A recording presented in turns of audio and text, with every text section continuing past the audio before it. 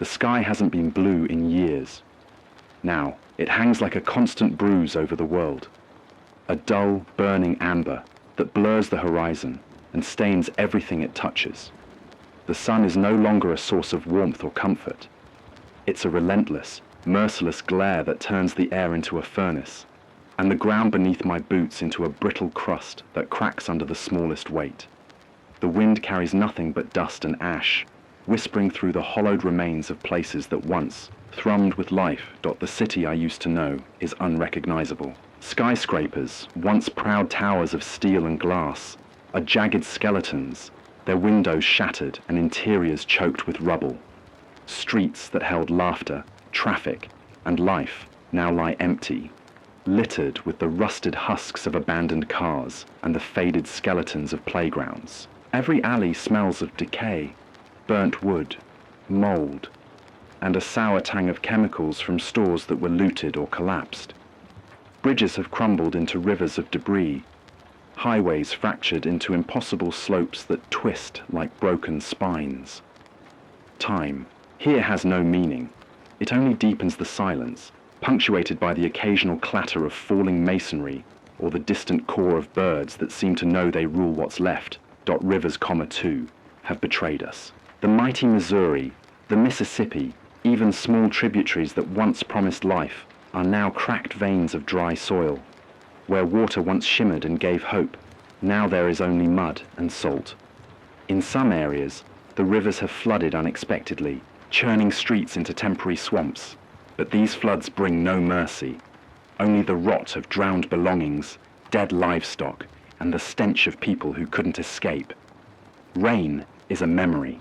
Storms rage unpredictably, lightning striking with vengeance, but the sky rarely opens fully. The climate doesn't care about survival. It only consumes. Wildfires, too, have become a constant threat, creeping across landscapes that were once lush and green. Forests are skeletal now, blackened trunks and ash replacing the canopy of life. The heat is unbearable. It warps the air, creating mirages that taunt the desperate travelers still moving across the wasteland. Smoke drifts endlessly, turning night into a dim, oppressive grey that never quite becomes dark. The smell of charred wood and scorched earth clings to everything, even to clothing washed in the rare, brackish water we can find. Humanity has fractured along every possible line. Governments are gone, hollowed out by panic, neglect, and the relentless march of disaster.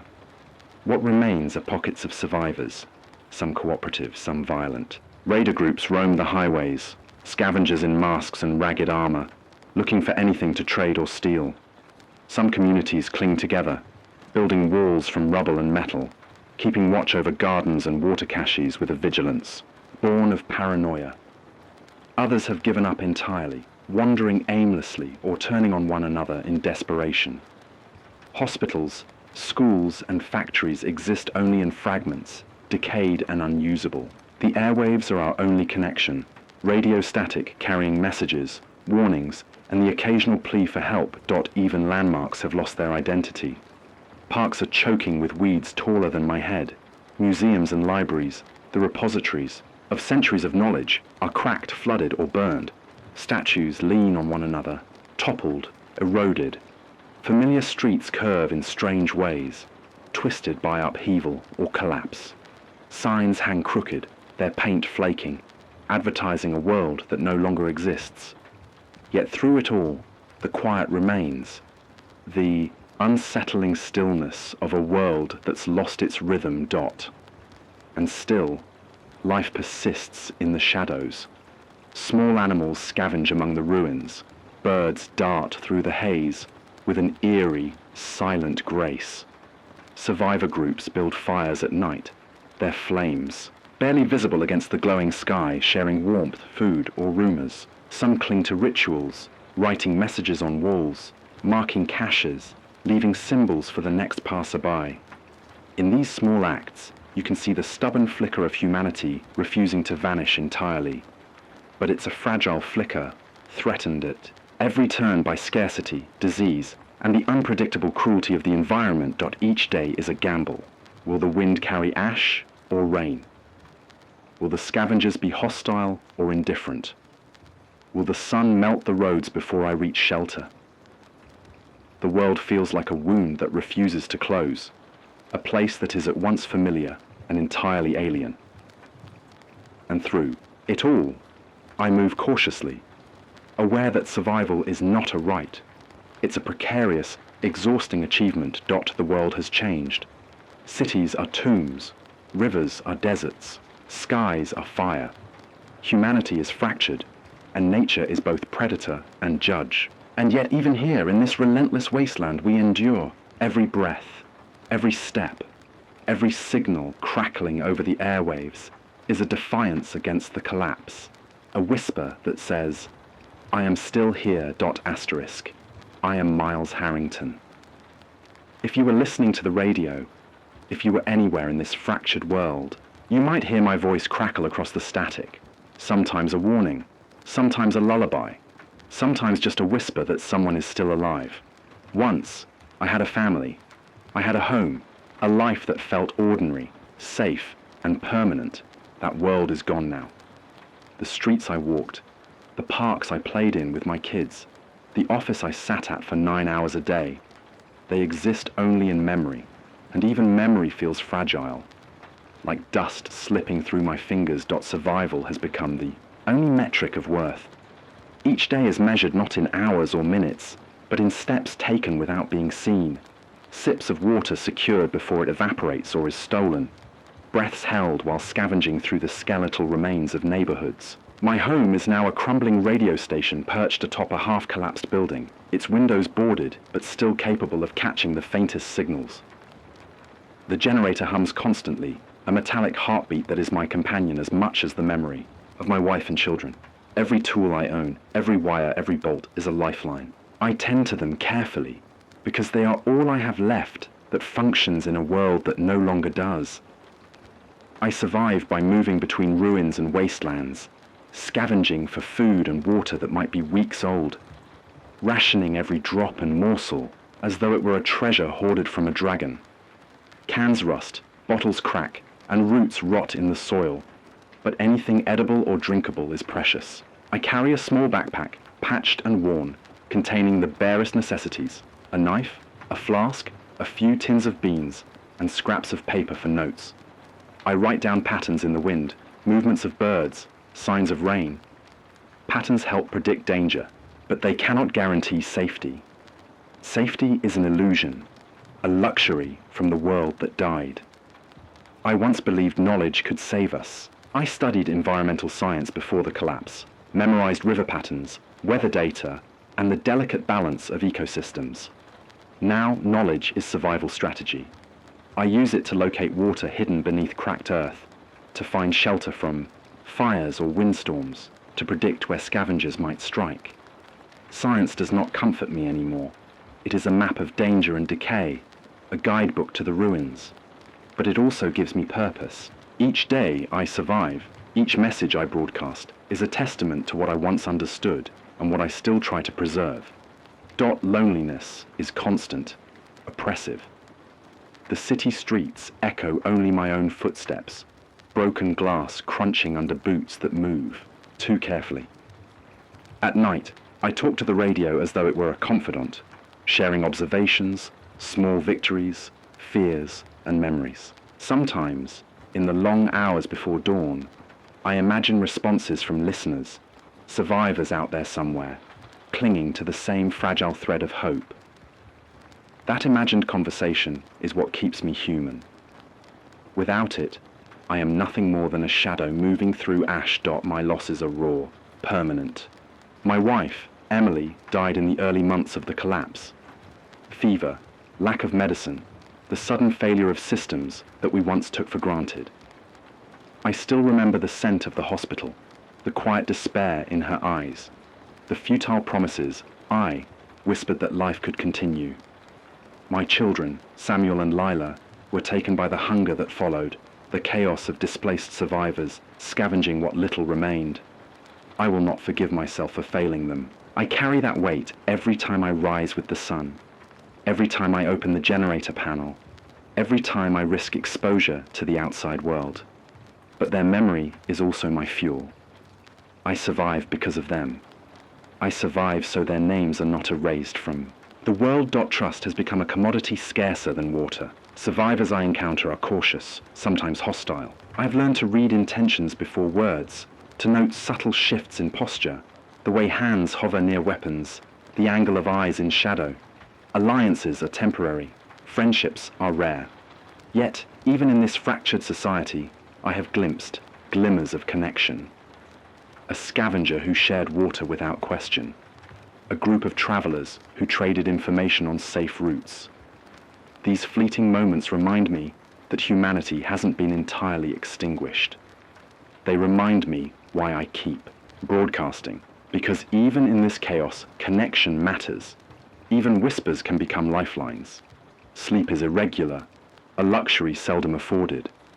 I rest in short bursts, often on the floor of the station, listening to the hum of the generator and the groan of the building settling in its decay.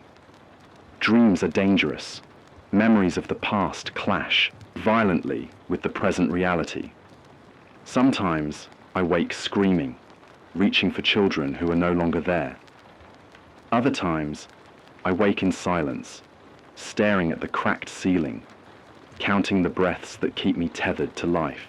I have learned to accept exhaustion as a companion, to let fatigue sharpen my senses rather than dull them. Vigilance is survival, and sleep is a trap if I am unprepared. Hope is fragile but persistent. It hides in small things. A signal crackling. Over the radio, the faint scent of rain in the wind, a patch of green pushing stubbornly through ash. I track these signs, recording them meticulously, not as proof of a return to normalcy, but as markers of opportunity. If I can move wisely, if I can read the land, the weather, the people, I can survive another day. And in surviving, perhaps I can help someone else, someone out there listening, to survive too. The voice on the radio is my bridge to them, my anchor to the rest of humanity, and the one thing I guard fiercely. I am not heroic. I am not invincible. I bleed. I falter. I despair. The outside world punishes recklessness immediately and without mercy. But I endure. I endure because survival is a choice. And choice is all I have left in a world that has stripped away certainty. Every broadcast, every step into the wasteland, every ration carefully measured, is an act of defiance against the void. I survive, not because I am strong, but because I am stubborn, because I refuse to let despair have the last word. Sometimes, I catch myself smiling at absurdities, the way a lone pigeon still dares to roost on a twisted lamppost, or the way the wind scours graffiti into shapes that look almost like letters from another language. These small observations are reminders that life adapts, even here, even now. And if life can adapt, perhaps so can I. Perhaps so can we all. So, this is me, Miles Harrington, voice in the static, scavenger, survivor, observer, alone, but not entirely, broken but still moving forward, scarred but still capable of noticing beauty, danger, and the tiniest threads of hope. I live because I must. I broadcast because someone might be listening. And I fight to endure because, in the end, survival is both the simplest and the most profound form of resistance. In a world reduced to dust and echoes, I am a witness. I am a participant. And as long as I can breathe, as long as the generator hums, I will keep speaking, keep moving, keep surviving. Because in the silence of everything lost, even a whisper matters. Even a whisper can keep hope alive. Asterisk. The world has shifted into a rhythm I cannot escape. Every day is marked by scarcity, danger, and the silent, omnipresent threat that nature itself has turned against us. The crisis is not sudden, though it may feel like it. It is a slow, grinding catastrophe, one that has unfolded over years, but now screams at us with a fury we can no longer ignore. The birds arrived first, silent, black-winged shapes circling the skies in restless swarms, unbothered by human presence. At first, we thought it was a bad omen. superstition creeping into our minds as the world heated and dried beyond recognition. Now, I know it is part of the larger pattern, an ecological collapse born from centuries of neglect and greed, a world too far gone to turn back. The rivers are the first casualty everyone notices. The Missouri, once a life-giving artery cutting through the heartland, is now a network of fissures in the earth. Its water has retreated into hidden pools, evaporated by relentless heat, or poisoned by chemical runoff and debris. The once predictable, seasonal floods no longer come. Instead, sporadic downpours collapse into flash floods that sweep away what little remains in hours.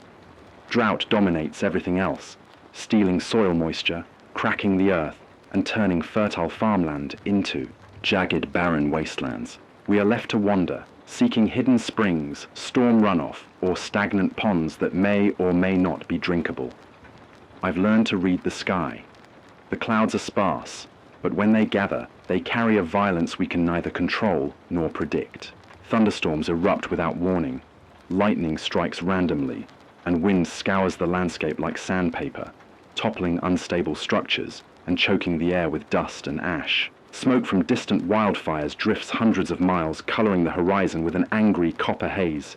Even breathing becomes an exercise in caution. I've taken to wrapping rags over my mouth and nose, filtering what I can, though it barely helps. Each gust of wind carries fine grit that scratches my lungs and eyes, a constant reminder that survival is temporary and fragile. Food is rarer than water. The vegetation that remains is mostly scrub, weeds, or poisoned remnants of once lush crops. I scavenge canned goods wherever I can, sometimes finding nothing but mold or emptiness. Hunting is unpredictable. Wildlife is scarce, and the creatures that survive are either sickly or dangerous. A rabbit might have survived a month of drought, but a snake, emaciated and desperate, is far more lethal than I anticipate. Every meal is a gamble, and every day without adequate nutrition saps my strength and clarity. Fuel is the cruelest scarcity of all. My generator, the pulse of my radio broadcasts, is an unruly, delicate thing that demands constant maintenance and a steady supply of gasoline. Each gallon must be rationed, and each trip to scavenging points exposes me to raiders, wild animals, and the ever-shifting landscape. I've seen other survivors stripped of fuel and forced to walk hundreds of miles to reach something they might never find. Fuel determines mobility, and mobility now equals life. Without it, even a small safe haven becomes a tomb. Other survivors are a mixed blessing. Some are cautious allies, willing to trade knowledge, supplies, or protection. Others are opportunists, scavengers who attack first and ask questions later. I met a group last week, 3 adults and a boy, no older than 10, huddled around a fire in the remains of a collapsed school. They offered water, but I could sense their suspicion. We all know it is the currency of survival. Trust is impossible, yet necessary. I cannot travel entirely alone, for the fatigue, the watchfulness, the constant threat of exposure would kill me faster than thirst or starvation. Alliances are fragile, alliances are transactional, and every interaction carries risk. The birds, though, are the most unnerving element of this disaster. They move in silence, black shapes blotting the sun, and they appear wherever humans attempt to gather or settle. I do not know what they eat, or why they congregate in such numbers, but their presence is ominous. Some survivors whisper of their intelligence, their curiosity, or even their malevolence. I keep my distance when they circle, even when I have to risk scavenging near them, because I have learned the hard way that creatures of this scale and coordination are not to be underestimated. I often speak to listeners over the radio about these dangers, not because they can solve them from miles away, but because communication is survival. Sharing knowledge, even small details about water sources, raider movements, or weather predictions, may keep someone alive. My broadcasts are not comforting, they are practical. I describe the mechanics of the disaster as best I understand them. The way heat amplifies drought by evaporating soil moisture, how atmospheric instability spawns violent storms, how forest die-offs and wildfires contribute to dust storms and toxic smoke. I speak like a scientist and a survivor, blending observation with intuition, because in this world, knowledge is as valuable as water. Even navigation is fraught with peril. Streets, highways, and landmarks that were once familiar have twisted into a landscape of confusion. Buildings collapse unpredictably, roads warp, or are swallowed by flash floods. I carry maps, but many are outdated, and my memory of terrain is often more reliable than paper. The smallest misstep can lead to exposure in open terrain, or to stumbling into a group of hostile survivors. At night, the world transforms again.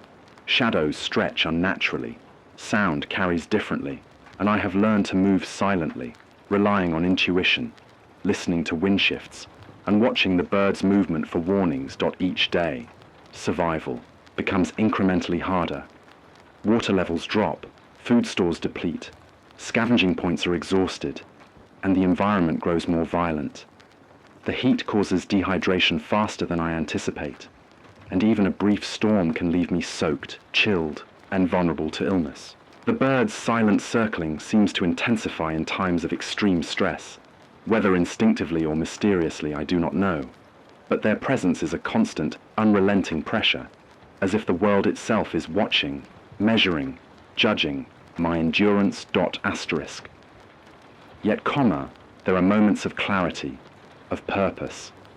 I catalogue patterns, where the rivers still pool, which buildings provide shelter from wind and fire, which raider groups patrol specific corridors. I know that temperature gradients can create microclimates where water might accumulate, that certain plant species indicate groundwater nearby, and that ash layers can preserve hidden caches of food or seeds. Every day I survive, I refine these strategies. Knowledge is not just a tool, it is the difference between life and death. I have begun constructing signals, small, coded markers for others I may meet. A broken window in a specific way, a mark etched into a wall, a stack of stones near a water source. It is my way of reaching out without speaking, a silent network in a fractured world. The hope is that someone else will understand, someone else will act, and the chain of survival will continue. Small acts like this, in the grand chaos, are all we have. Science and intuition guide me. But even that has limits. Nature now acts outside the rules we once understood. Rain patterns are erratic. Droughts linger for years only to be followed by flash floods. Wildlife mutates behaviors to survive, sometimes aggressively. Humans act unpredictably under stress, driven by desperation, fear, or hunger. Every step I take carries the risk of injury, disease, or betrayal. Yet even under this relentless pressure, I continue.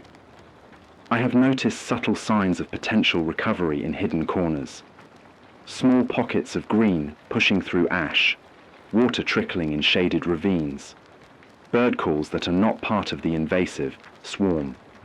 These glimpses, however small, remind me why I endure, why I keep scavenging, why I continue to broadcast. Each day that I survive is a tiny rebellion against the collapse, a testament that even in the most broken world, human resilience persists. The crisis is everywhere. Environmental, social, psychological. Each day could be my last, yet the alternative, giving up, is unthinkable. Survival is not guaranteed, but it is imperative. Water, food, fuel, alliances, they are all threads in the fragile tapestry that I must weave each day. And the silent birds above, they are a constant, a living reminder that the world watches and that complacency is fatal. In this broken land, every choice is a gamble. I move carefully, plan meticulously, and never underestimate the environment or my fellow survivors. I document patterns, monitor conditions, ration resources, and always stay alert. The world is a storm of heat, wind, dust, and despair, and yet I am still here. And as long as I can keep listening, keep observing, and keep surviving, I will continue to tell the story of this world, to warn, to advise, and to give anyone who hears me a chance to endure, to survive, and perhaps to hope. The days have become harder, harder than I thought they could ever get. The heat presses down relentlessly, the cracked earth radiating every ounce of its stored warmth into the thin air. My water supply is nearly gone. The last few liters sit in battered containers, rationed like gold. Each sip is calculated. Each drop reminds me of the fragility of life, how easily it can slip through your fingers.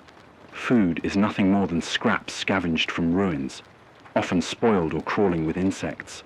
My energy wanes, my body aches, and my mind grows weary from the constant calculations and decisions that survival demands. The generator hums a thin, persistent note, a sound that has become the backdrop of my life. It is my connection to the outside world, the lifeline that broadcasts warnings, updates, and small reassurances. But even it is failing. Fuel is scarce. Each gallon I find requires a journey that risks everything. Raiders have grown bolder. They roam the wasteland in makeshift vehicles, armed with scavenged weapons and a taste for cruelty. I've seen them strip a small community of their water, leaving the survivors wandering in the sun like lost ghosts. And I know that if I miscalculate, even once, I could join them. I left the radio station today with a full pack, the last remaining fuel sloshing carefully in a rusted canister. The city is a labyrinth of ruins, a skeletal maze where danger lurks in every corner. Shadows hide threats, and even a gentle wind carries dust sharp enough to cut skin. I move cautiously, relying on memory, intuition, and patterns I have tracked. For months, each step is deliberate, each pause measured. The birds circle above, black shapes against the copper sky, and I swear they watch me, silently judging, signaling danger. Rumors have reached me, a whisper of hope, or maybe just another lie. Survivors in the east speak of water pools fed by a hidden aquifer deep underground, accessible only through tunnels carved long ago. Others speak of a group of survivors who have managed to harness solar technology, creating a small haven where water, food, and energy are not fleeting luxuries. I cannot confirm these stories, but the mere possibility is enough to keep me moving, enough to push past the exhaustion that tugs at my limbs, enough to make me ignore the gnawing fear that I'm chasing shadows. Trust is dangerous. I've learned this the hard way. Some survivors are desperate, driven by hunger or fear, and they will lie or kill without hesitation. Others are cautious, but open to temporary alliances. Today, I encountered a small group. 2 women and a man, their faces streaked with soot and sweat. They offered water, but their eyes flickered with calculation. I can read these things now. The slight hesitation before words, the way hands hover near concealed weapons, the subtle shifts in posture when danger is near. I accepted the water but kept my knife ready. We shared no names, no details. Only the exchange of necessity. The wind shifts suddenly, bringing with it the scent of fire and ash. A wildfire, distant but fast-moving, races across the wasteland, devouring everything in its path. Smoke curls into the sky, thickening the copper haze and making the sun almost unbearable. I adjust my mask, tighten the straps, and continue. There is no choice but to move, no sanctuary to hide in that will keep me safe from both the heat and the predators. Human or otherwise. My thoughts drift to those I lost. Emily's face flashes in my mind, worn and pale, fevered and terrified. My children, laughing, running through parks that no longer exist. The memories are both fuel and torment. They remind me why I continue, why I push forward despite hunger, thirst, and the constant gnaw of fear. I survive because I must, because the act of survival itself honors what remains of them in the world.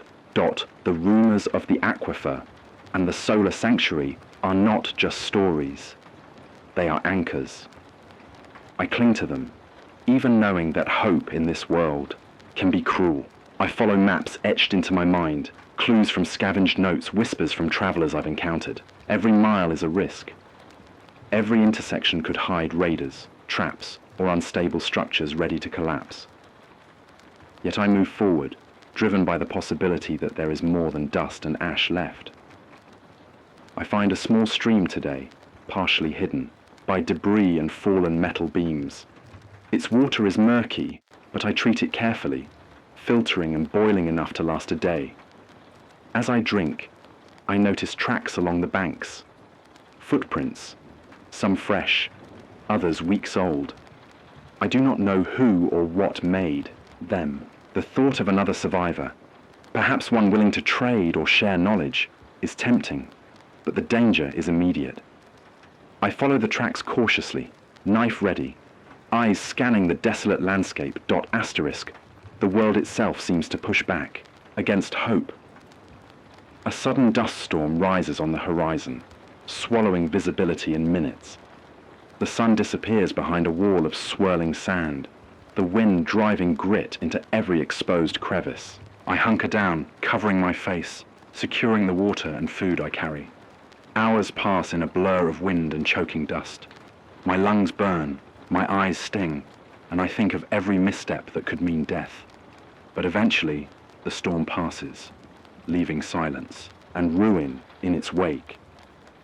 The tracks I had followed are obliterated, erased by the storm, leaving me uncertain if my pursuit was ever real or just a trick of the mind. By nightfall, I find temporary refuge in the skeletal remains of an old factory. I barricade myself as best I can, listening to the distant echoes of the world outside, the groan of shifting metal, the low hum of the generator in the distance, the faint murmur of birds circling above. Exhaustion pulls at me, but sleep is impossible. Dreams are dangerous, mixing memory and fear into something almost unrecognizable. I focus on patterns, on data I can control, fuel levels, food rations, water reserves, weather predictions. It is the only way to keep my mind from fracturing under the weight of isolation. Over the next days, the tension escalates. Food dwindles. Further, water drops by drops. The sun climbs higher, relentless, baking the earth and any exposed flesh. Raiders become more frequent, their presence marked by scavenged vehicles, black flags, and the occasional shout echoing across empty streets. I move with deliberate stealth, avoiding direct confrontation whenever possible, relying on instinct and experience to navigate the ruins. Each encounter is a test of patience and strategy. One misstep, one flash of recognition, and it could be the end. Asterisk. The mysterious sanctuary becomes a focus. Every rumor, every scrap of evidence, every whisper of hope is followed with precision. I sketch maps in the dirt, mark paths, note landmarks, and remember the patterns of wildlife and human activity. It is a dangerous obsession, but necessary. Without something to strive toward, the world becomes a grey monotony of survival, and monotony kills as surely as starvation or fire. Even as I move, I cannot ignore the psychological toll. Fear gnaws at the edges of thought, whispering that hope is foolish, that any sanctuary is a mirage, that I am alone. Trust is a frail concept, and paranoia is a constant companion. Yet even in the darkest moments, a flicker of stubborn hope persists. It is enough to keep me moving, to keep broadcasting, to keep surviving despite the odds. The world outside remains merciless. Heat, dust, and smoke are constant. The birds continue to circle silently, unyielding and enigmatic. Water sources are scarce and unpredictable. Food must be scavenged with care, and every mile exposes me to new threats. The crisis is no longer just survival.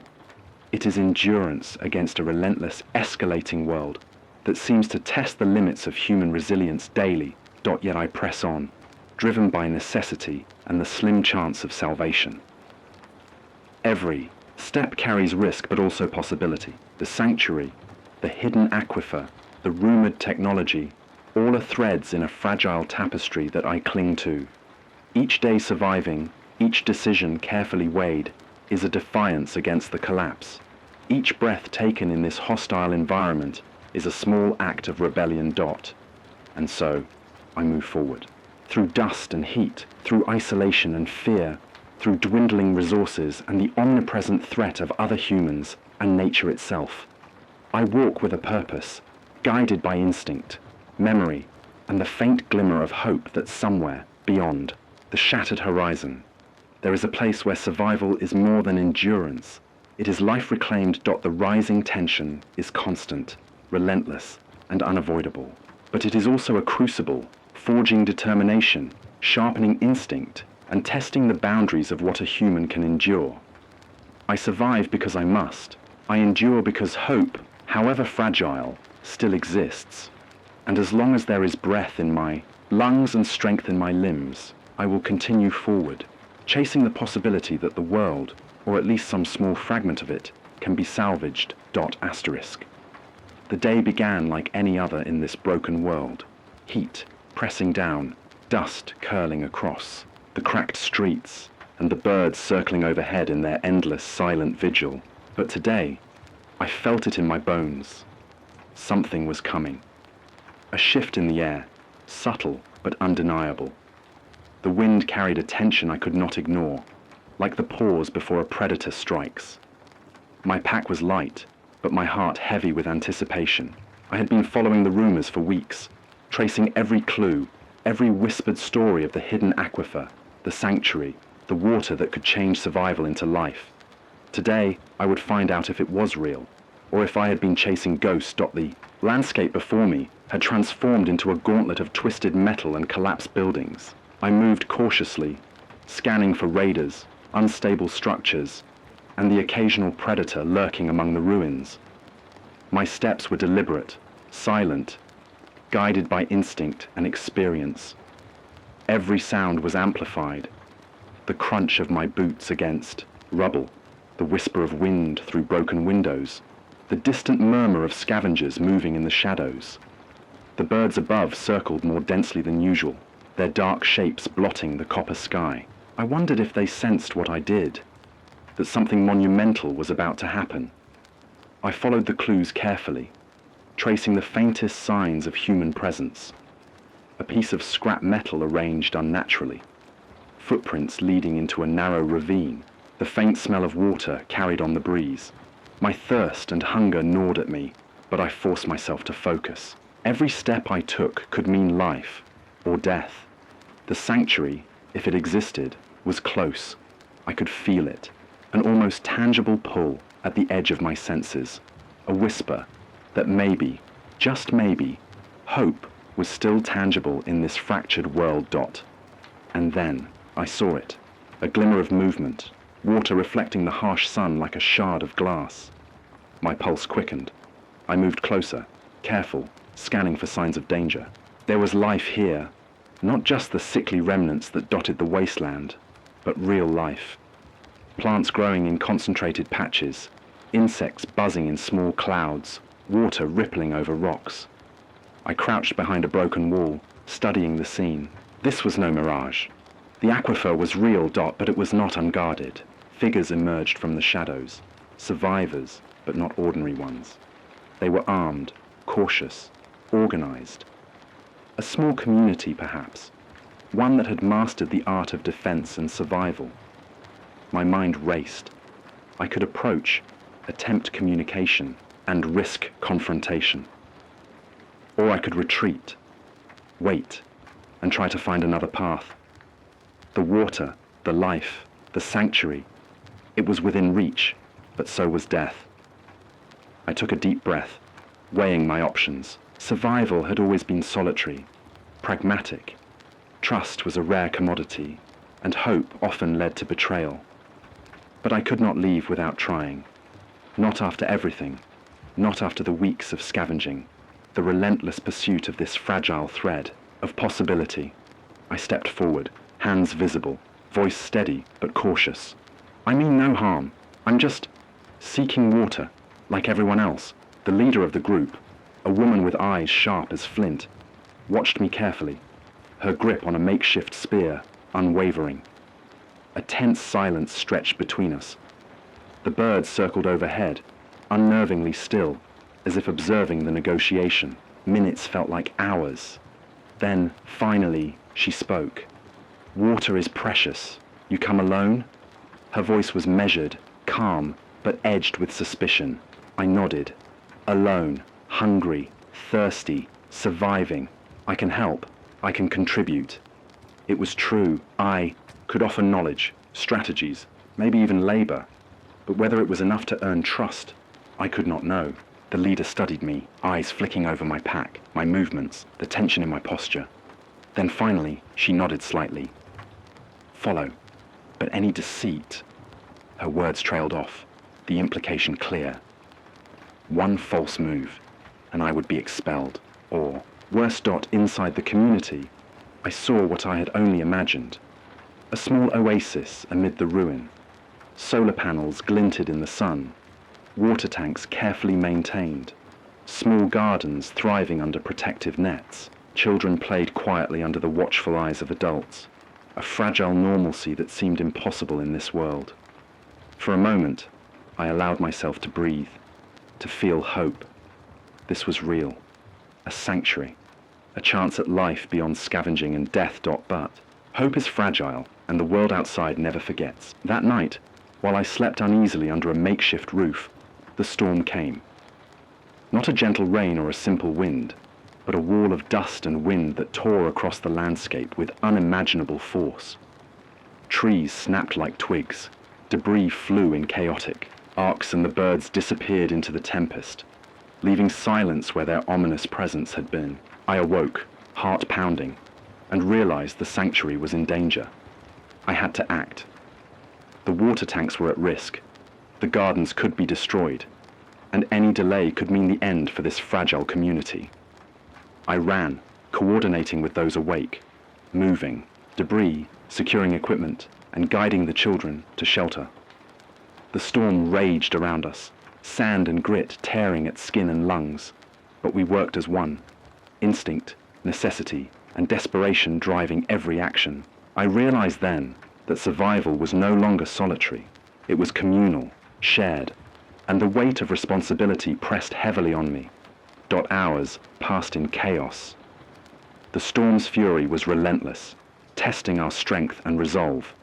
I saw people falter, scream, collapse, but also rise, fight, and endure. We were a small, fragile organism, each member a vital part, each decision a potential savior or death sentence. And through it all, I found myself reflecting on the choices that had brought me here. The weeks of pursuit, the rationed water, the careful observation, the trust I had extended despite fear. Every step, every decision had led to this moment. The storm began to subside, leaving a world altered but not destroyed. The sanctuary bore scars, torn nets, scattered debris, partially drained tanks, but the water remained. The gardens, though battered, still held life. I stood amidst the ruin, breathing heavily, every muscle aching, and realized the magnitude of what we had achieved. We had survived together. We had endured the storm, and the fragile thread of hope remained intact. In the aftermath, I faced a choice of a different kind. To stay, integrating into the community and its routines, or to continue wandering, searching for other survivors, other pockets of life, other opportunities to spread knowledge and hope. The decision gnawed at me. I had spent years alone, surviving, observing, broadcasting. To join them was to accept responsibility, connection, and the fragile interdependence I had long avoided.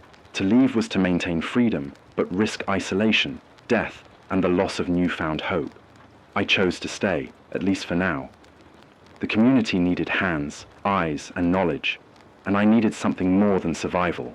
I needed purpose beyond mere endurance. I began to teach, to share strategies for water purification, scavenging, and navigation. I helped rebuild damaged structures, secured resources, and worked with others to create contingency plans for future storms. Each action was deliberate, each step a bridge between isolation and connection. And yet, the storm reminded me that no sanctuary is absolute, no safety permanent. The world beyond the walls remains chaotic and deadly, and every day carries the risk of new disasters, raiders, fire, dust storms, and the relentless silence of the birds. But in this moment, amidst the battered but alive community, I understood something profound. Survival is not only endurance, but adaptation, connection, and the courage to face both fear and hope simultaneously. That night, as I broadcast my voice into the emptiness beyond the sanctuary's walls, I spoke not only to the wind or to ghosts, but to anyone who might be listening. I described the storm, the water, the fragile victory. I warned of dangers, yes, but I also shared the possibility of hope. Somewhere out there, someone might be scavenging, wandering, searching. My words were an invitation, a signal that survival, though brutal and uncertain, was still possible. I lay awake afterward, listening to the hum of makeshift generators, the murmur of conversations, the quiet breathing of children who would survive another night. My own thoughts circled relentlessly, the losses endured, the risks taken, the choices made. I understood then that survival is never simple, never solitary, and never guaranteed. Yet it is still worth striving for. Even a single day of life, a single drop of water, a single community that endures, is a triumph against the collapse. Tomorrow would bring new challenges, storms, raiders, scarcity, but the turning point had come. I had found something worth protecting, a reason to continue not just for myself but for others. The sanctuary was real, the water was real, and hope, fragile as it may be, had a place in this shattered world. And as I finally allowed myself to sleep, exhausted but alive, I carried with me a single, unshakable truth. The storm may rage, the world may burn, and the silent birds may circle endlessly, but we, fragile, desperate, determined, still endure. And in enduring, we create the possibility for something more than survival, a chance at life reclaimed, one small victory at a time. The storm had passed, leaving a silence that felt almost unnatural. The birds were gone, their circles dissipated into the wide copper sky, leaving only the faint rustle of wind through the shattered remains of buildings. The sanctuary lay battered but intact, like a small, wounded animal that had survived a predator's strike.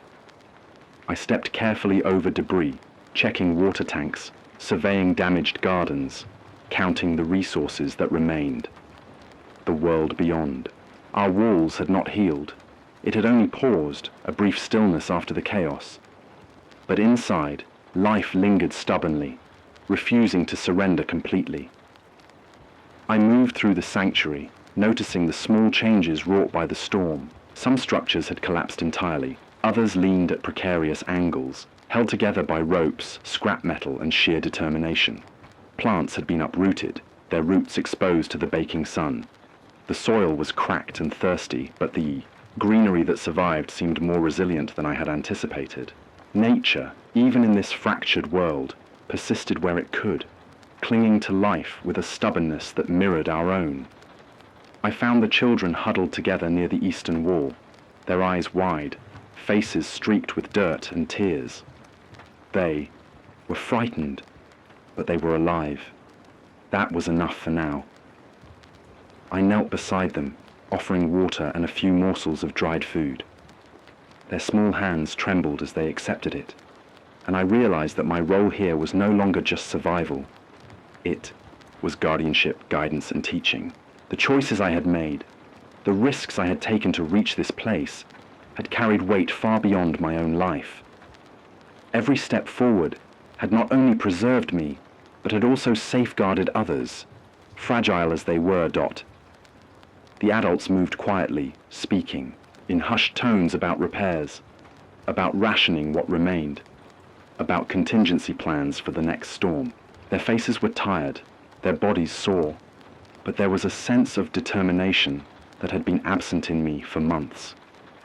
Here, amid the wreckage, a community persisted, not because the world had given them mercy, but because they had carved it out themselves. And I realized that this was something I had not fully understood until now. Survival alone is endurance. Survival together is resistance.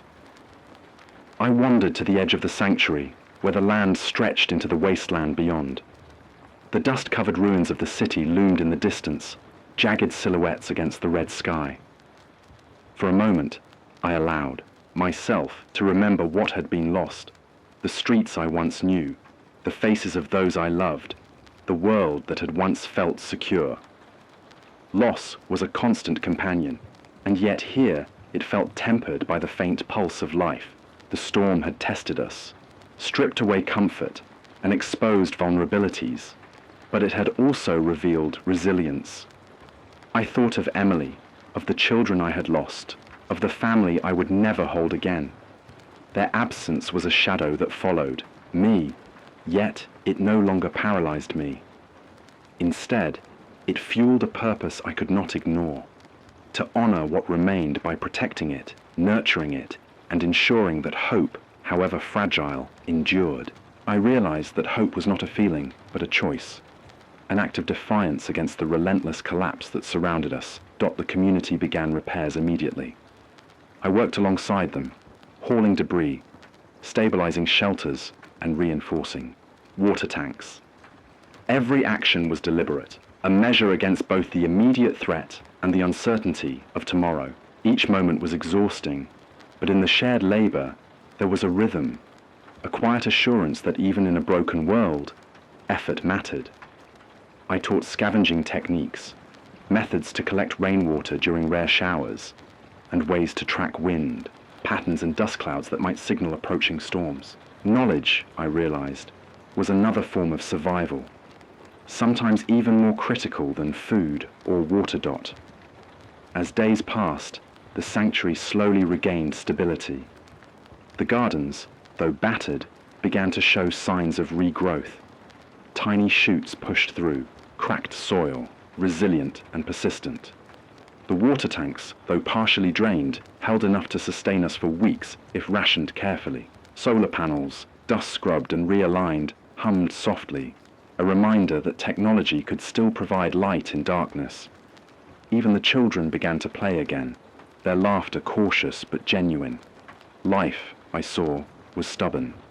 It refused to be extinguished entirely, no matter the cost. Yet, outside the walls, the world remained merciless. Dust storms could rise without warning.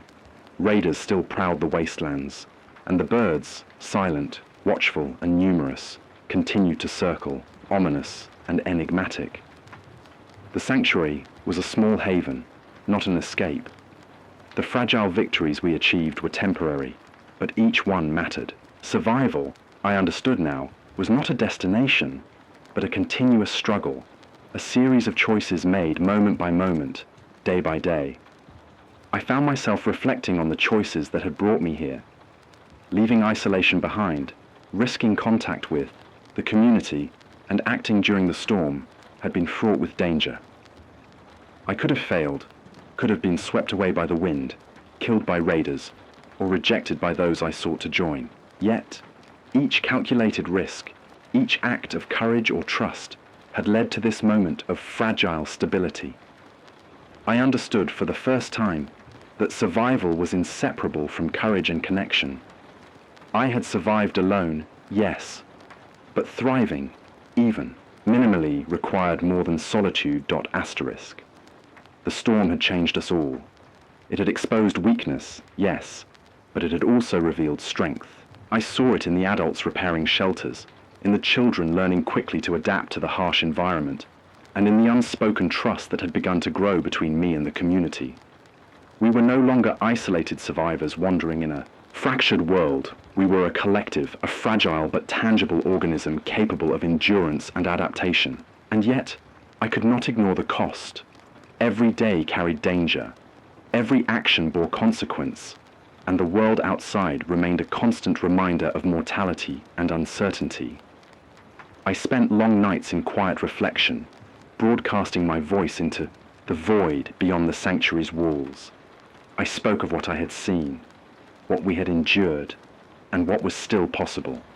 My words were both warning and invitation, an attempt to reach others who might be wandering alone, to offer knowledge and, perhaps, the faintest glimmer of hope. It was not salvation, but it was something tangible, a thread connecting one survivor to another in a fractured, dying world.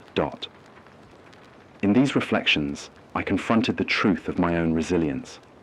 I had endured hunger, thirst, exposure, and the constant threat of death.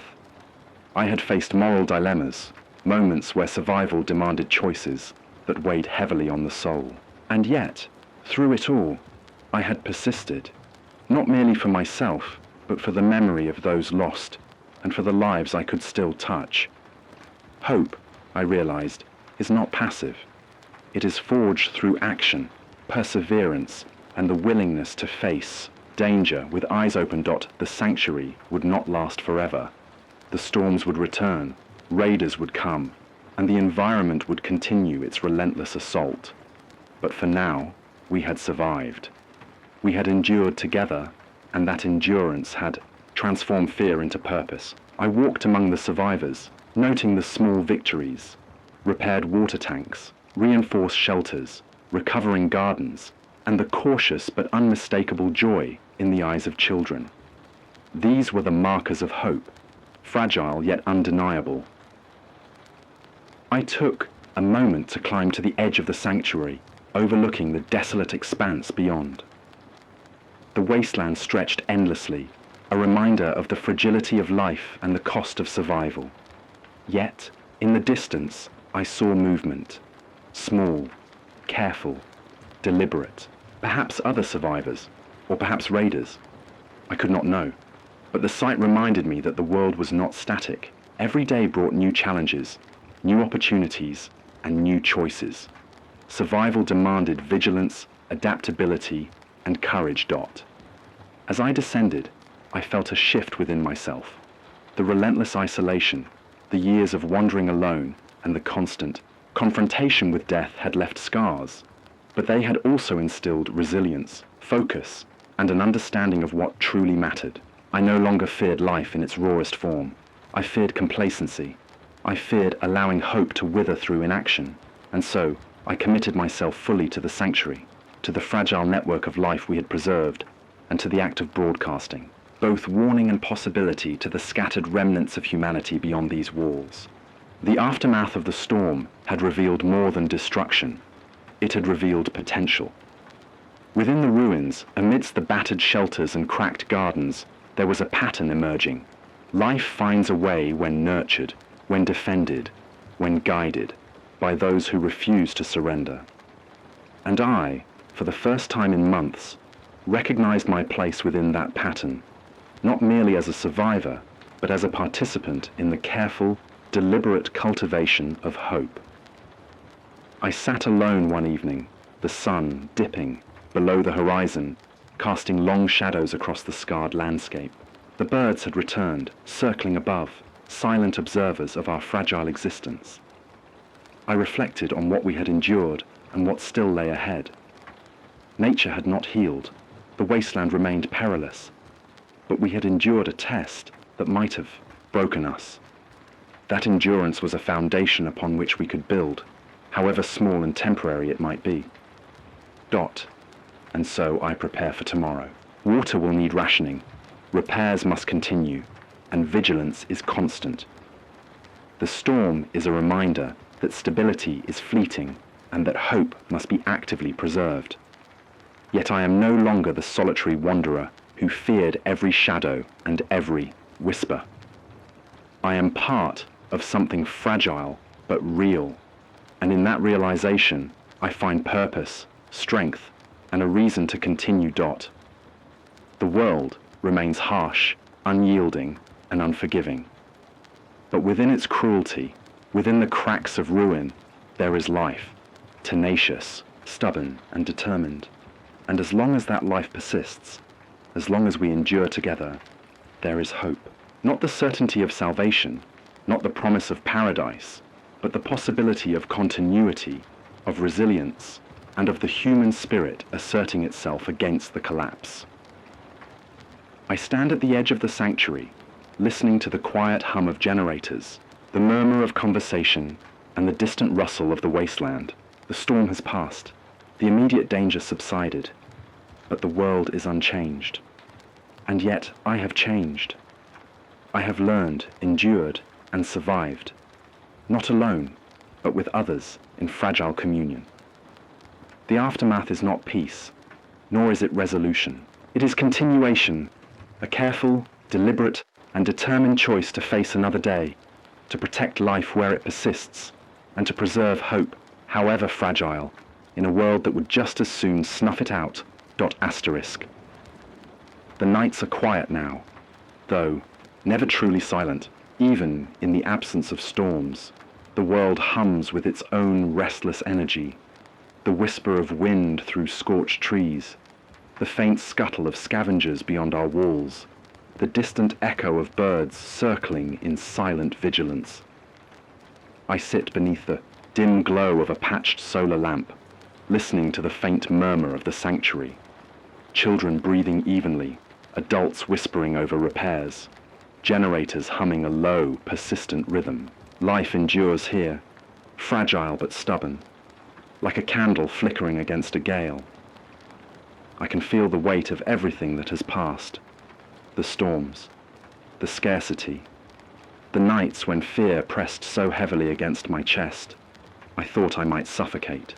I remember the emptiness of wandering alone, the relentless sun and dust that stole moisture and hope alike. I remember standing at the edge of the wasteland, eyes searching for signs of life where none seemed to exist. And yet, here I am, still, breathing, still moving forward, still learning that survival is more than endurance.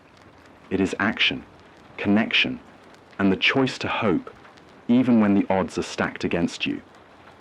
Hope is fragile. I know this intimately. It is a single drop of water in a cracked tank, a small patch of green stubbornly growing in burned soil, a child's laughter rising over the hum of a generator. It is never guaranteed. It can be extinguished by a storm, a misstep, a moment of human cruelty. But fragile does not mean non-existent, and fragile is enough.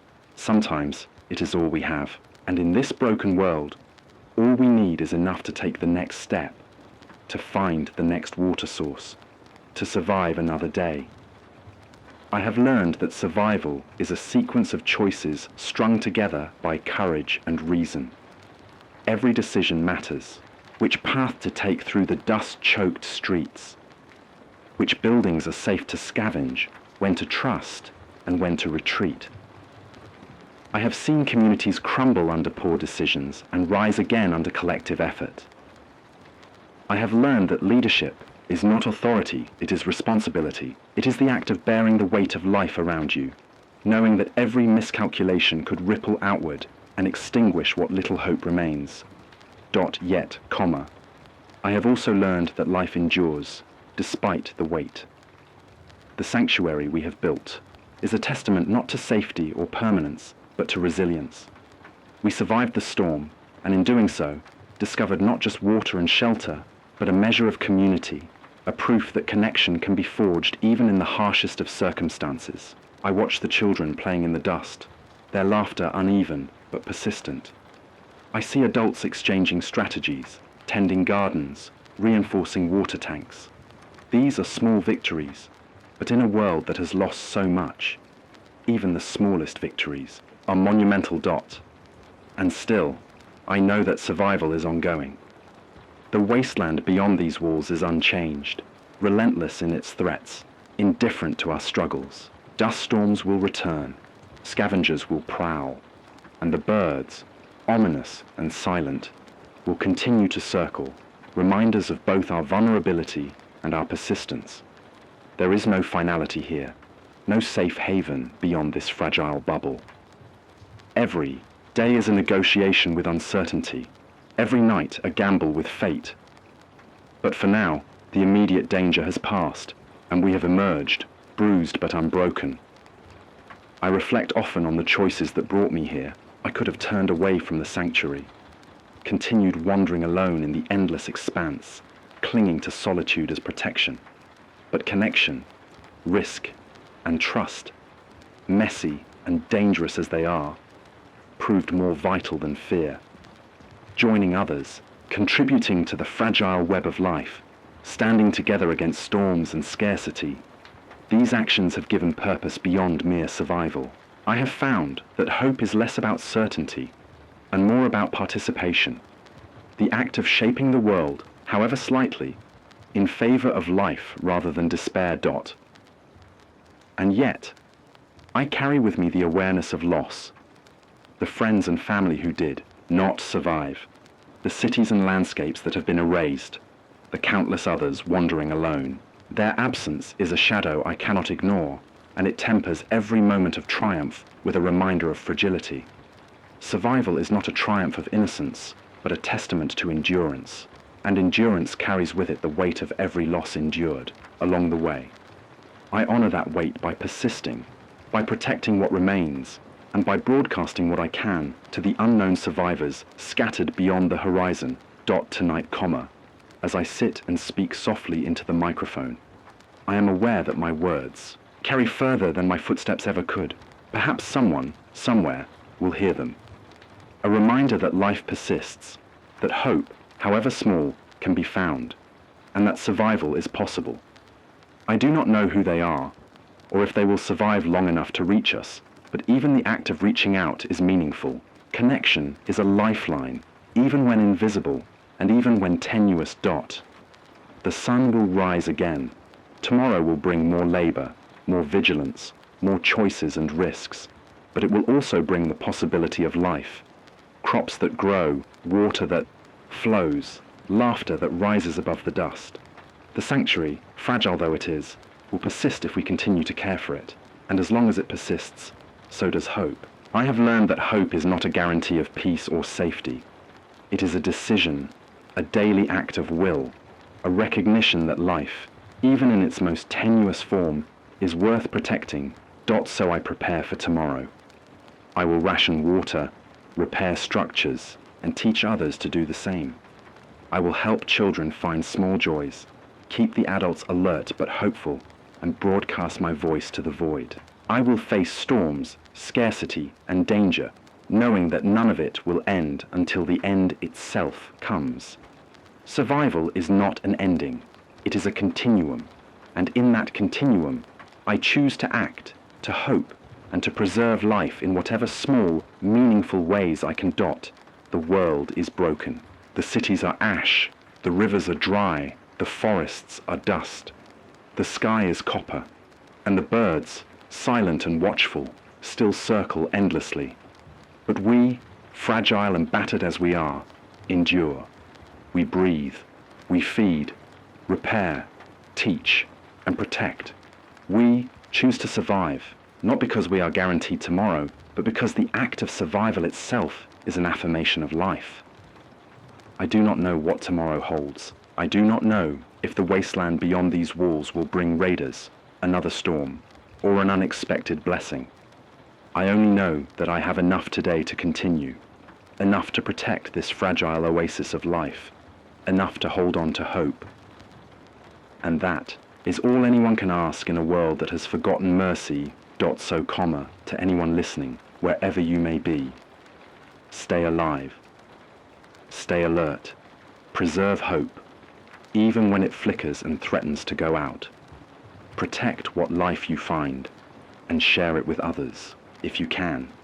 The world may have ended in the way we knew it, but as long as we breathe, as long as we fight, there remains a chance for life, for connection, for small victories that echo in the emptiness. I do not promise safety, nor do I promise certainty. I offer only this, the knowledge that survival is possible, that hope can be found in small, deliberate acts, and that even in a broken world, life insists on enduring. For today, that is enough. For tomorrow, we will continue. And as long as we breathe, we have a chance. This concludes the story in a reflective, bittersweet tone, balancing fragile hope with the reality of ongoing struggle.